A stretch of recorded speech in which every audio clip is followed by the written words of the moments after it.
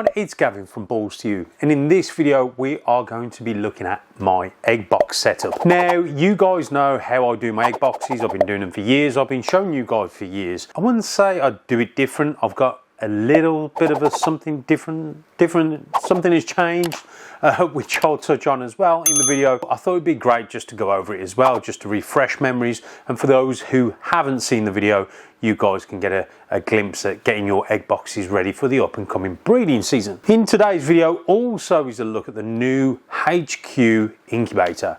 I've been building this now and it was such a mammoth task to do, but it's done, it's working, there's a clutch of eggs in there, so we'll take a look at that as well in detail. How about I just shut up and let's get into today's video. For those who don't know, I use a WAM shoebox. They come in a set of 3 and they're roughly around about 9 litres. And as you can see, they come with a lid that it just clips on. It's not airtight, it just clips on, okay? That's exactly how they are, that's how I like it, that's how I prefer it. All I do is I put a little vent hole, roughly 3/4 of the way up. There is a mould mark, I'll just do it above that, and these work fantastic. I'll go over this in a bit more detail, but ultimately this is exactly what I use. So I'm going to show you my new method. It's identically the same as the other method, it's just I'm using perlite instead of vermiculite. So I'll grab some of that now and we'll chuck it in and we'll have a look at it.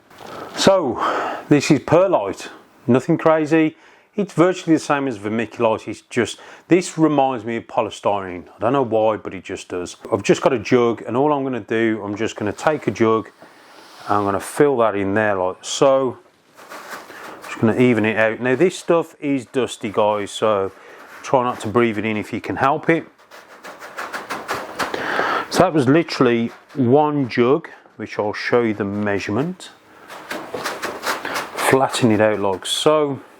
So I basically filled up that jug up to 1.5 litres, which is there, as you can see, and I'll just put that in there. Now that is enough of the substrate that we need.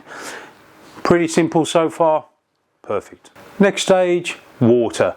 I'm just going to use exactly the same amount, 1.5 litres in there. And guys, I'm going to say this, a lot of people think there's a ratio to it. And the way I do it, it's idiot proof. There is no ratio whatsoever. The perlite is only there to suspend the eggs on the egg trays, because this is a suspended incubation method, okay, where we suspend the eggs off the substrate. So I'm just going to tip this in, so use lukewarm water. At the moment, I'm just using cold for demonstration purposes.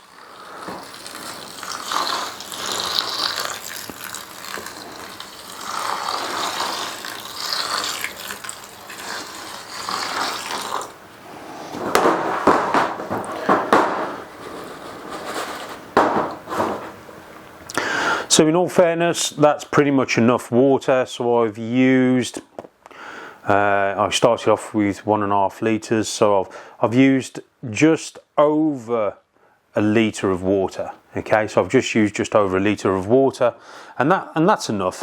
You know, you don't really need any more.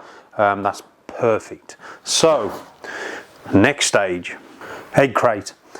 The Dragon Hatch trays for me are absolutely fantastic. I've been using them now from the middle of last year, and I'll use them on all my clutches now moving forward, whether they're stuck together or not. If they're stuck together, you can just put them in the middle. For me, these are fantastic. They've taken a great design and made them better. Basically, the egg crates that were designed by Easy Hatch were fantastic, but Kia over at Dragon Hatch went and made these better. So it's fantastic, it's a great product. There are some replicas out on the market, but I wouldn't touch them with a barge pole, but that's not for me to talk about. These are the go-to, my go-to now, and of course we've got the Balls to You limited edition green, and all we're going to do is we're just going to put that in there like so, and we're just going to push it down a little bit just so it sits in there.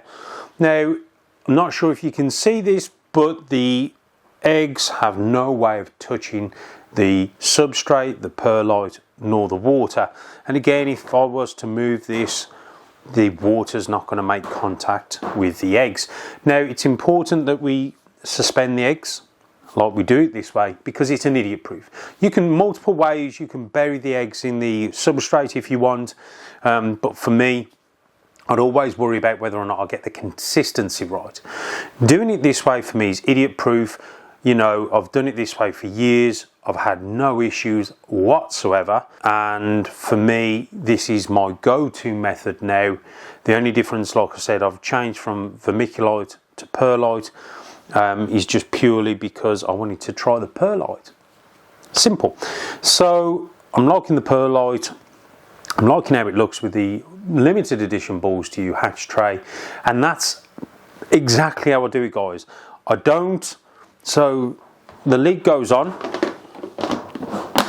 and obviously this will go in the incubator probably a week before the eggs are due to be laid. Now, it's important to make sure you get these ready, because if you fail to prepare, prepare to fail. Get these ready before your eggs are due on the ground. What I see a lot of people doing is panicking, getting the egg boxes ready after a female's laid, and then they make a mess of it.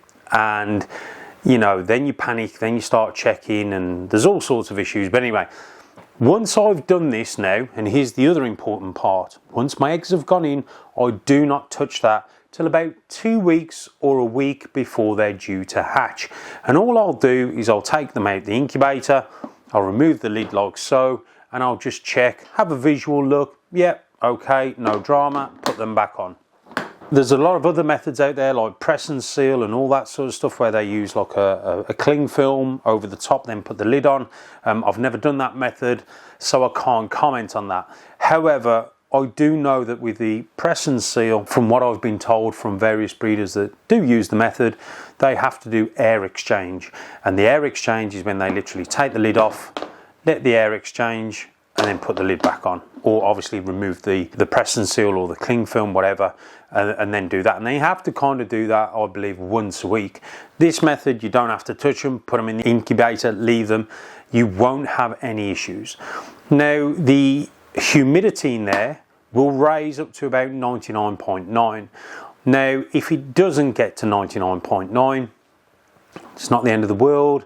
You know, just as long as it's between 90 and 100 percentage in there of humidity, that's exactly where you want it. 90 to 100% humidity, perfect. The reason why we've got the air holes on the side, like I showed you guys at the beginning, is because we have allowed for airflow. You know, movement of air through there, stagnant air can be pushed out, and it gets nice fresh air coming through.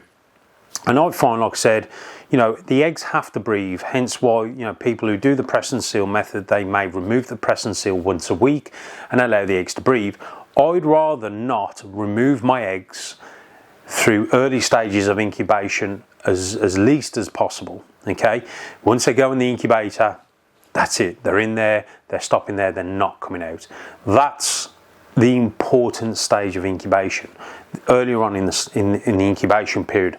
So my advice is, once you've put the eggs in your egg boxes, put them in your incubator, don't worry about them, leave them at least a week or 2 weeks before they're due to hatch.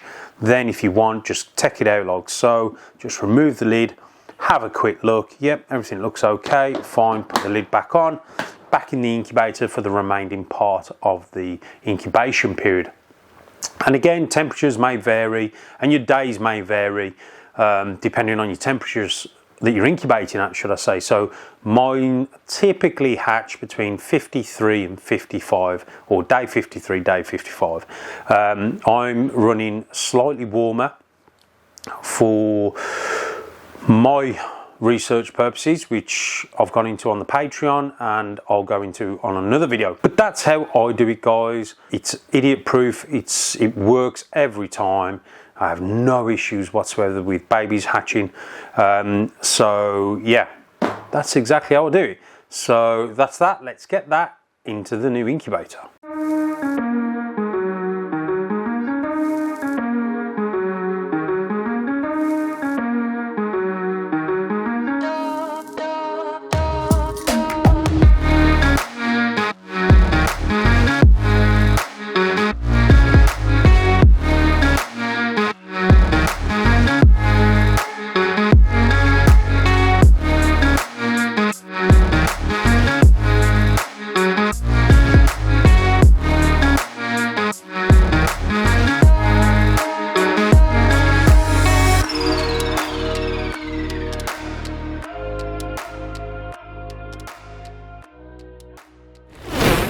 So here we have it, guys, the new, improved, definitely the last one I'm going to build, incubator for the HQ. This is the balls to you, as you can see, balls to you incubator. Now, what an absolute gem of an incubator this is.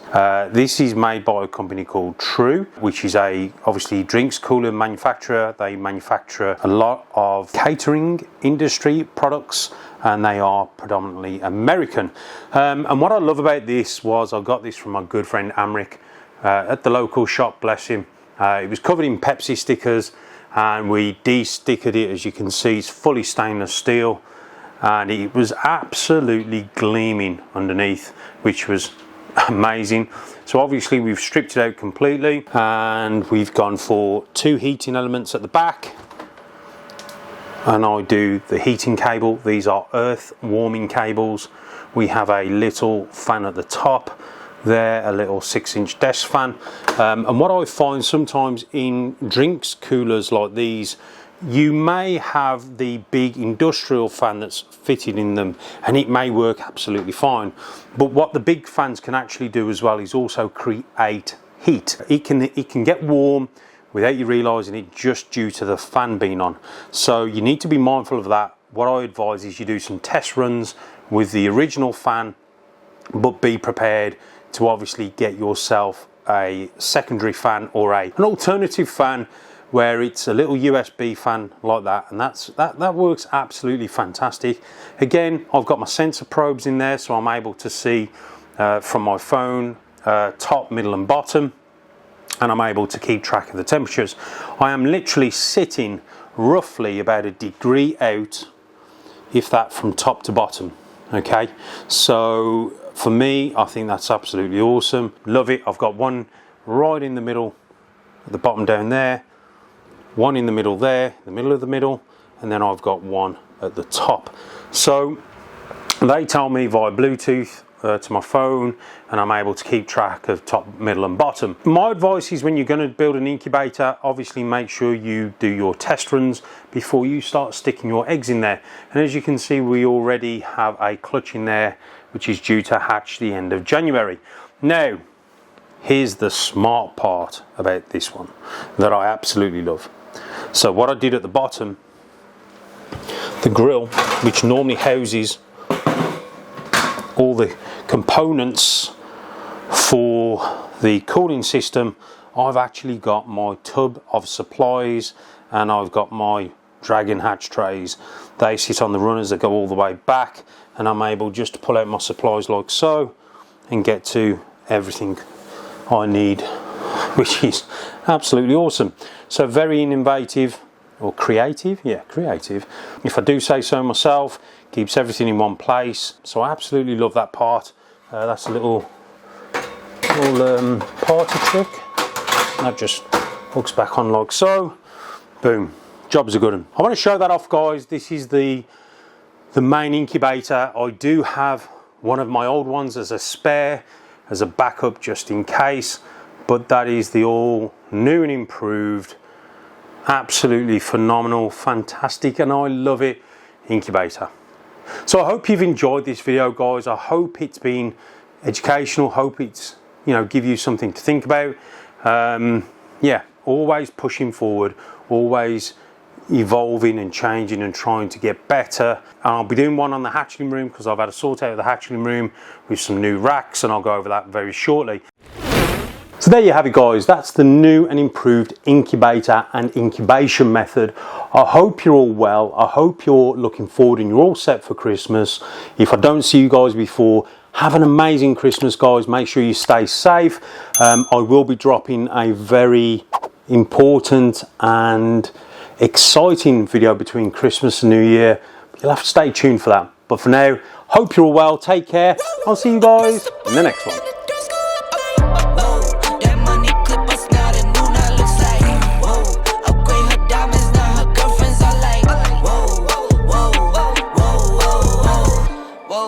I hit record a drop, you can't ignore it. I'm transforming now these cars and planes, I'm always boarding. Just out touring down in Charlotte like I play for Hornets. When I'm performing, never boring, now you can't afford it. Champagne Perrier